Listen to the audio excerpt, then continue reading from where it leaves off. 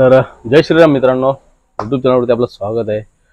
तर खरं तर मला तुमची माफी मागावीशी वाटते, कारण मी खूप दिवस झाले व्हिडिओ नाही टाकले। तर व्हिडिओ टाकण्यामागचं पण एक कारण होता, की कारण तो असा होता की माझ्या मित्राचा ॲक्सिडेंट झाला होता, तो त्याच्यामुळे मी व्हिडिओ नाही बनवू शकलो। खूप वाईट झालं ते।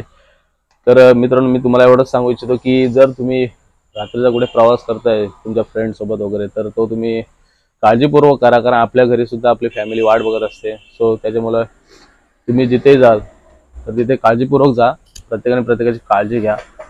तर मी आता निघतो जायला। साप कोणता आहे ते माहित नाही, पण त्या लोकांचं असं म्हणणं आहे की साप खूप मोठा आहे।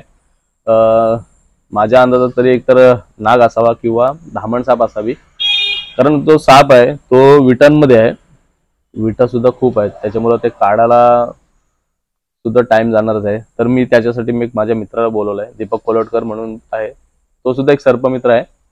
सो आता आम्ही निघू जायला आणि तिथे बघू नक्की कोणता साप आहे तो।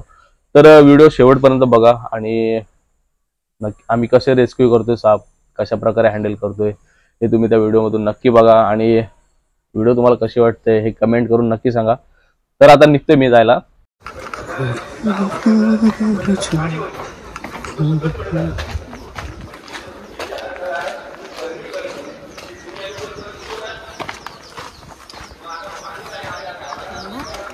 इकडे जातो।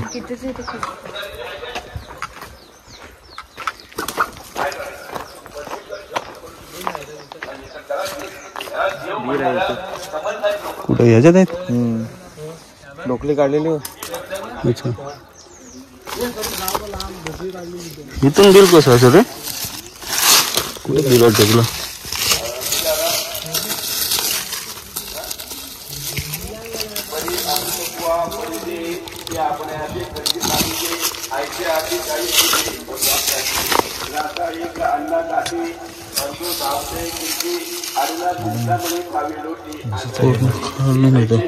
एवढ्या विटा काढत असतील।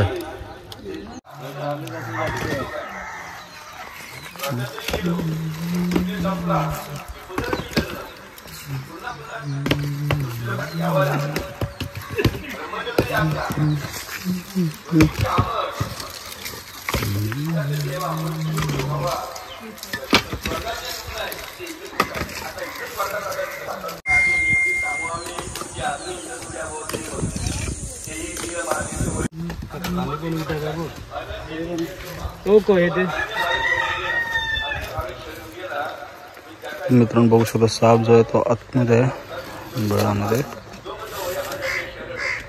आपल्याला एवढं सर्व विटा काढायला लागणार आहेत। कंटाळले एवढ्या विटा बघून दीपक शेट कंटाळले।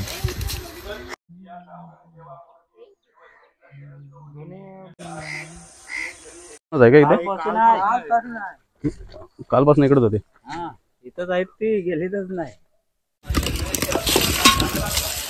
काही कारण असतं आम्हीच आमचं काम हातात घेतलंय, विटा काढतोय, कारण आज आहे आमची पालखी आणि आम्हाला होते उशीर।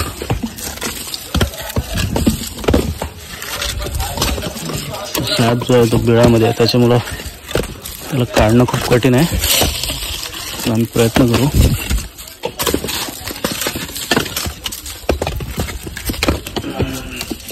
बघू शकता तुम्ही, इथे आहे सापाची मेन, आणि मेन कोणत्या सापाची ती माहित नाही, पण आय थिंक माझ्या मते धामण सापाची मेन आहे, आणि साप पण आपल्याला दिसलेला आहे। सो धामण साप आहे। याला कोणतं असं म्हणणं होतं की इथे 2 साप आहेत, पण मला तरी एकच दिसलाय। बघू शकता तुम्ही सापाची मेन कशा प्रकारे असते। स्वतः आपण त्याला साप जो आहे बघू शकता तुम्ही, शेपटी आहे सापाची। तर आपण आता काढण्याचा प्रयत्न करूया।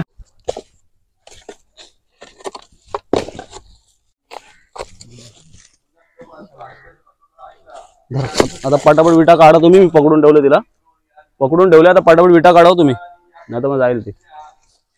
फक्त मला सांभाळा, नाही तर माझा हात बी टाका मोडून। बघू शकता इंडियन रॅट स्नेक, मराठीमध्ये आपण धामण म्हणतो त्याला। सापाच्या अंदाजावरून तर आपण एक अंदाज लावू शकतो की हा साप कमीत कमी 8 फुटाचा तरी असावा, कारण खूप मोठा आहे.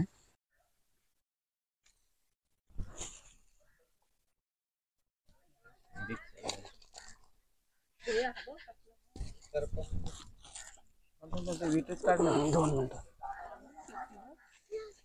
वीट काढ.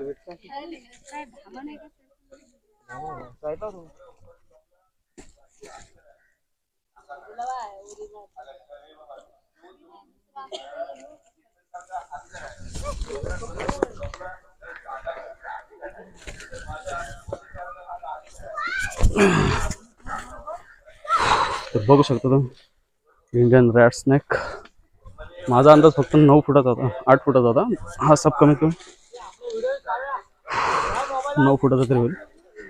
तर माझ्यासोबत आहेत दीपक कोलटकर सर्पमित्र. हा रामण साहेब आहे.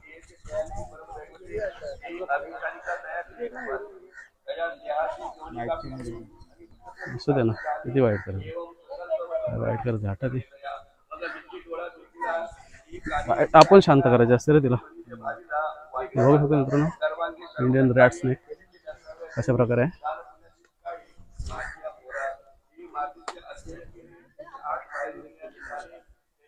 एखादी बॅग देत आहे पॅक करायला तिला. तर मित्रांनो आताचा मीटिंग पिरियड आहे सापाचा, त्याच्यामुळं या लोकांचं असं म्हणणं की इथे 2-2 साप आहेत.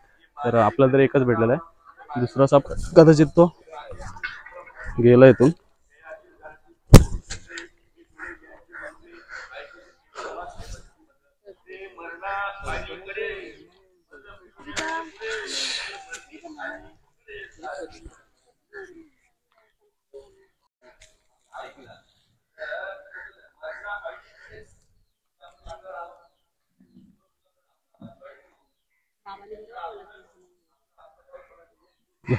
दीपक शेठ दुसरी पण असेल का त्याच्यामध्ये? ते बघत नाहीत का तिथे?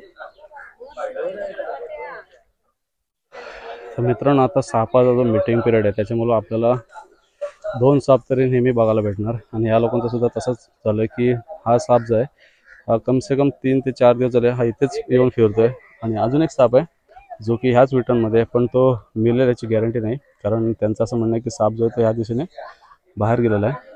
तर एक साप जो आपल्याला भेटलेला आहे त्याला आपण व्यवस्थित रेस्क्यू करून निसर्गामध्ये आपण त्याला रिलीज करू व्यवस्थित. कोलटकर, सापाची लांबी किती असावी अंदाजे? 8 फूट लांबी असावी. बघू शकतो खूप बिग साईज आहे.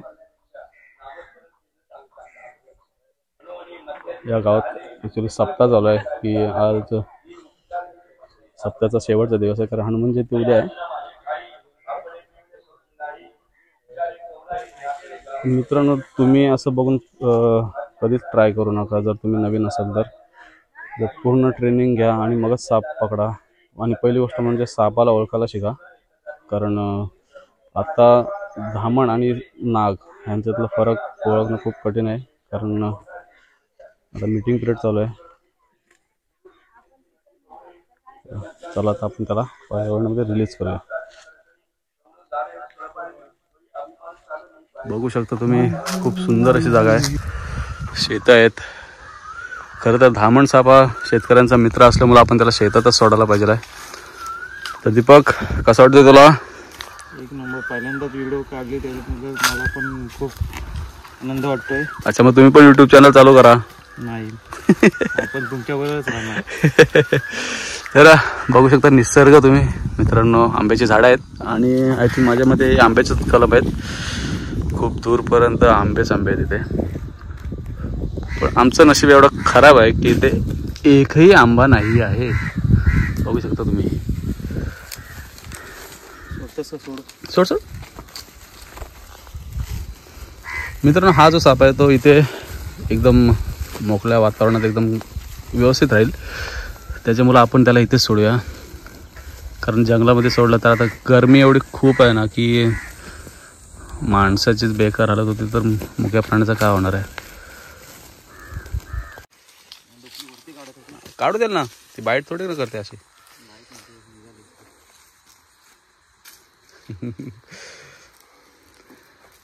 Professional snake catcher Deepak Kolatkar. ती बाईटला येत नाही, ती पालायला बघते, त्याच्यामुळे ती वरती उडी मारते. मित्रांनो, तुमच्या इथं जेव्हा आजूबाजूला कधी साप दिसतील किंवा तुम्हाला जर कोण बोललं की आमच्या इथे साप आलाय, तर तुम्ही किंवा समोरच्याला मारून देऊ नका साप. जवळच सर्पमित्र असतात, तर तुम्ही कोणत्याही सर्पमित्राला बोलून त्याला रेस्क्यू करा सांगा. कारण जीवन हा खूप मोलाचा आहे. कारण एकदा का गेला की तो गेला की मग तो पुन्हा येत नाही. त्याच्यामुळं आयुष्य खूप सुंदर आहे आणि तो आपण सुंदर पद्धतीने जगला पाहिजे.